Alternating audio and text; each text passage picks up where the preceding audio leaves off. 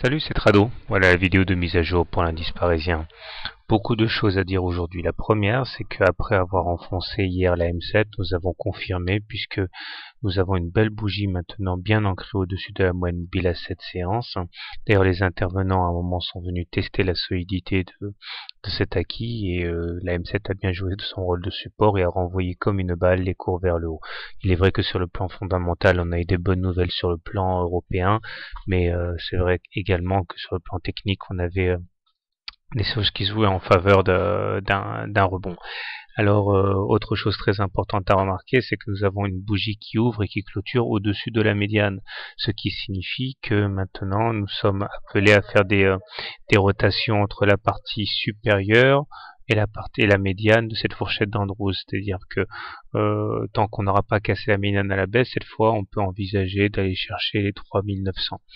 Il demeure que des obstacles se dressent, à commencer par la moyenne mobile à 20 séances, qui devrait entraîner des difficultés à la passer. D'ailleurs, c'est à l'approche de cette M20 que les cours ont stoppé leur ascension. Il est cependant à remarquer que sous la violence de l'impulsion haussière, la M20 n'est plus baissière. Elle redevient plate, voire légèrement haussière, ce qui signifie que puisqu'on est en dessous d'une M20 haussière, on n'est plus théoriquement en tendance baissière, puisque pour parler de tendance baissière, il faudrait qu'on soit en dessous d'une M20 baissière, ce qui n'est pas le cas. Ou encore, ce qui signifie que cette M20 ne joue pas son rôle de véritable résistance à la hausse, et on risque de la franchir avec beaucoup plus de facilité que si cette M20 avait été baissière. Donc les indicateurs techniques aussi semblent en amélioration, puisque si le MACD demeure sous son signal est négatif au même titre que le momentum.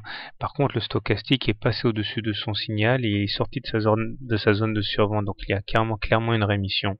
En fait, la fin de la consolidation est à chercher du côté des Fibonacci aussi, puisque si on tire les Fibos, on voit qu'entre le plus haut à 4020 et le plus bas du 18 juillet, on a retracé 50% de la baisse.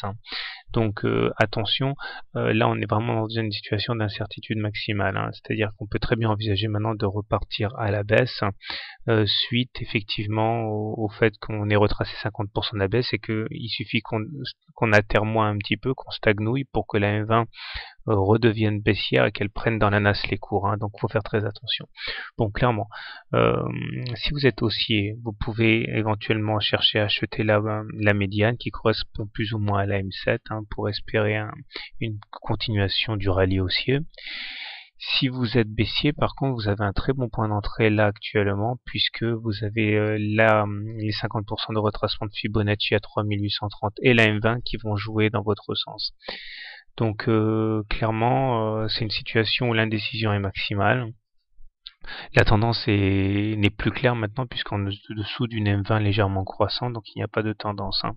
Dans ces conditions, je conserverai un léger biais baissier, mais j'attendrai qu'on échoue à passer la M20, style un enfoncement en séance, mais une clôture en dessous de la M20 pour tenter le short, tant la dynamique haussière en cours est violente.